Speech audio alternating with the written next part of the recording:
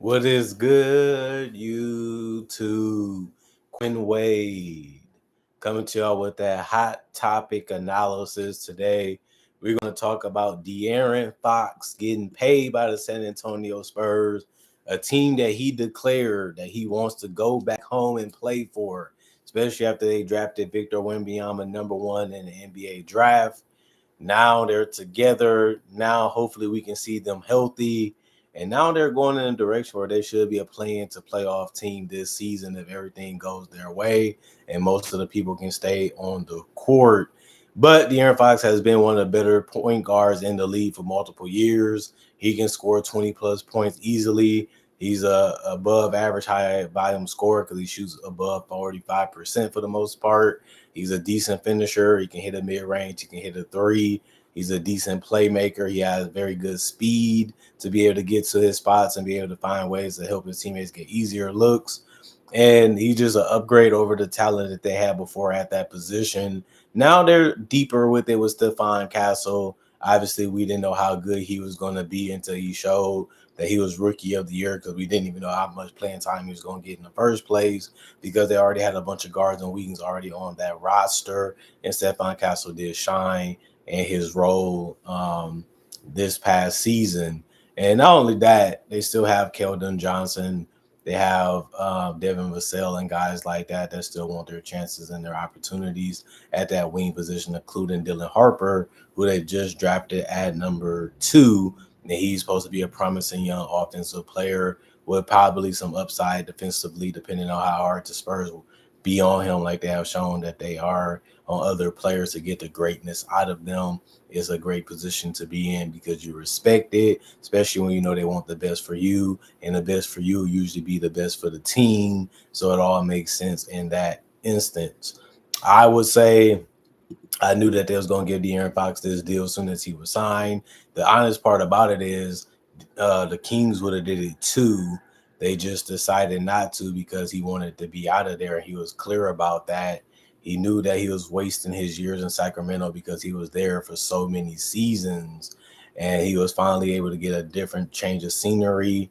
And he can go to a team that's all about winning championships and putting the team together to do that. And they feel like he was that piece that they needed to do that with Victor Wembanyama and a core that he might build and establish in the future. But Fox did look decent in the offense. He did look decent in the team last year for what we seen.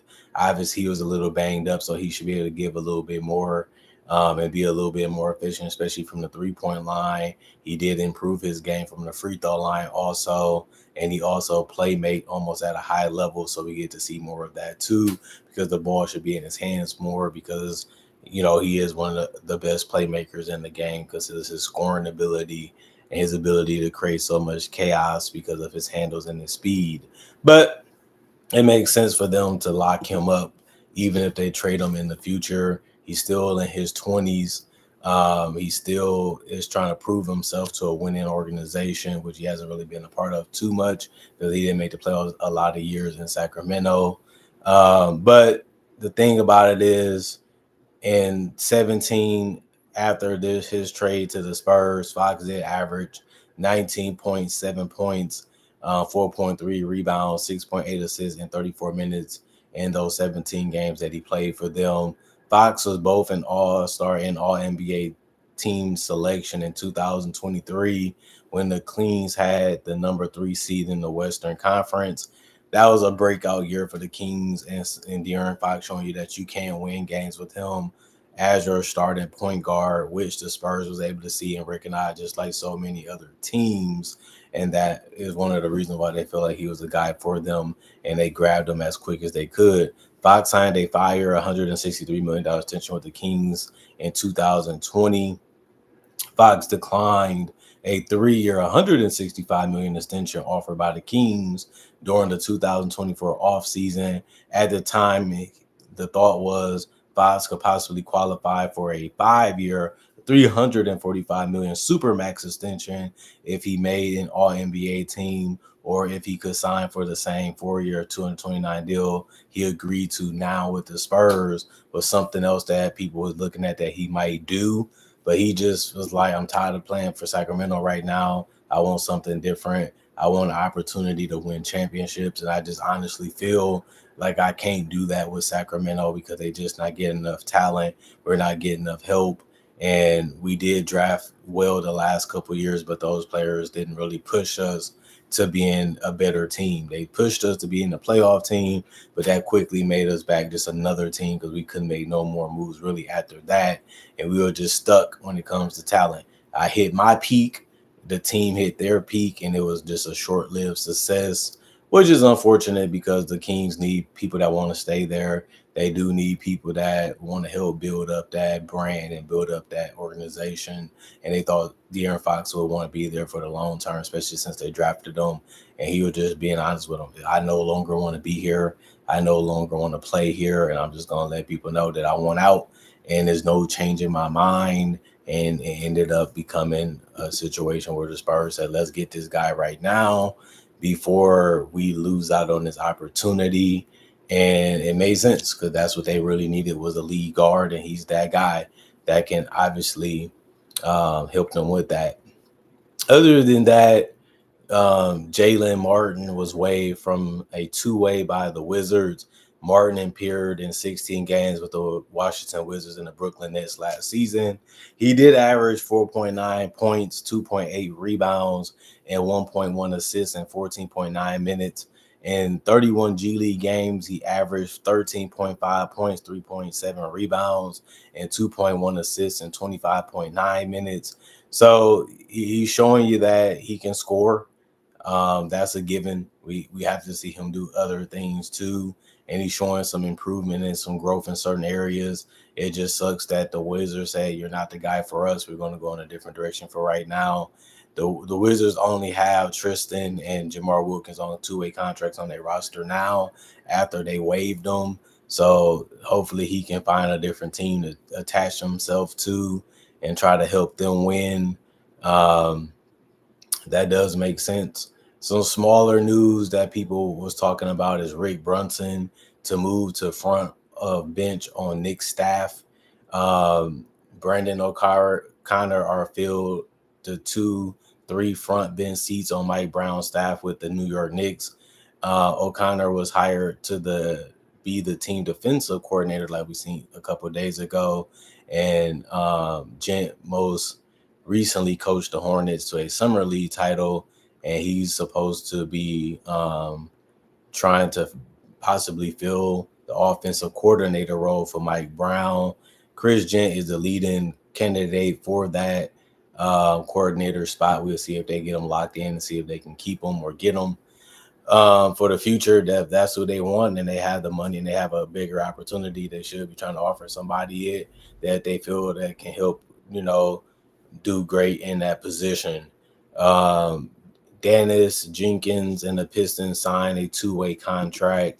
That was some news that ended up happening not that long ago. He was re-signed with the Pistons. Jenkins appeared in 7 games with the Pistons last season with a two-way contract.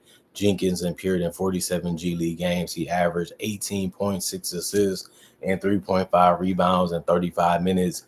Jenkins did go undrafted, though, in 2024 out of St. John's after previous stints with Pacific, Odessa, and Iona teams. So the Pistons like what they seeing from him. And then they actually prioritized trying to get him, and now they have him locked up for a little bit.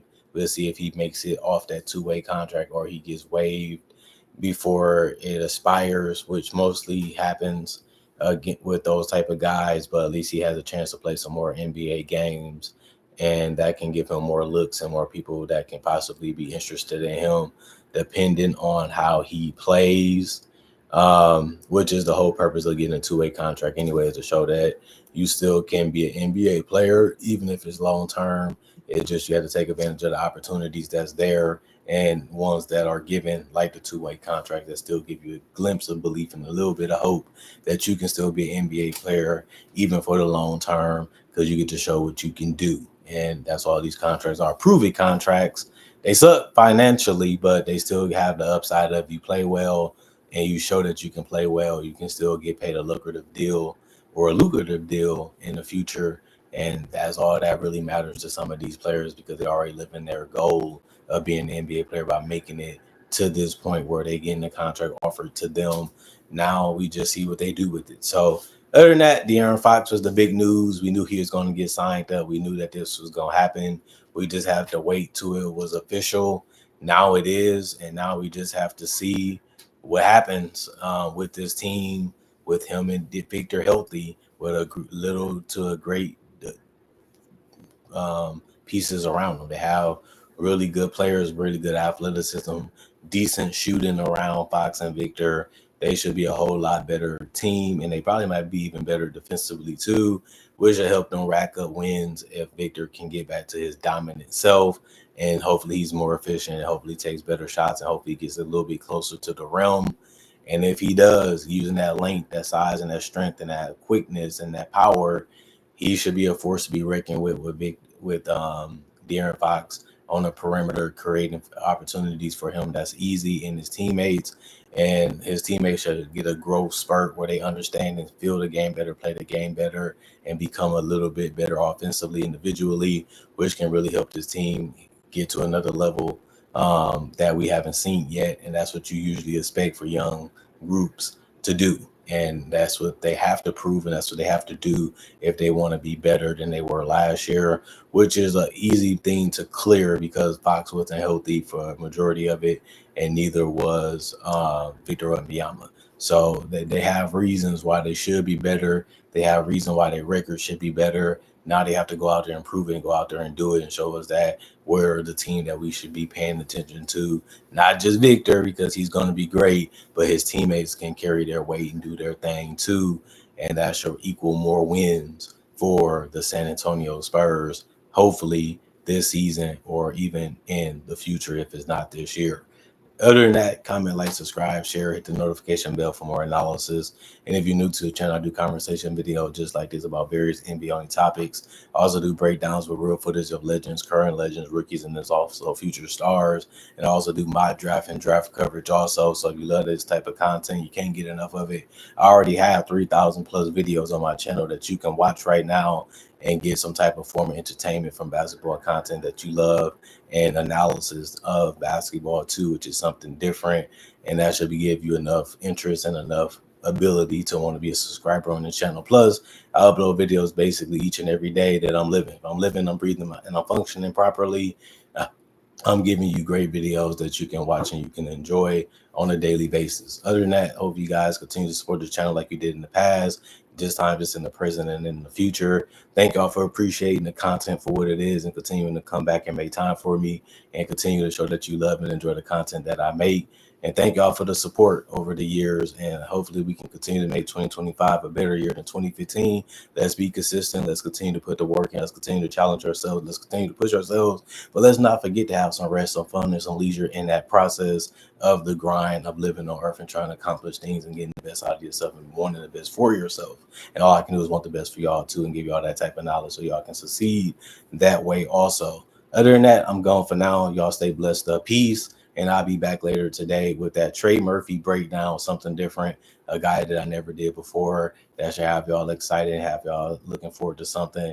And I can't wait to give it to y'all when I'm done with it. And I'll turn it in and see what you guys think, just like I do every other video. Other than that, peace out. Y'all stay blessed up.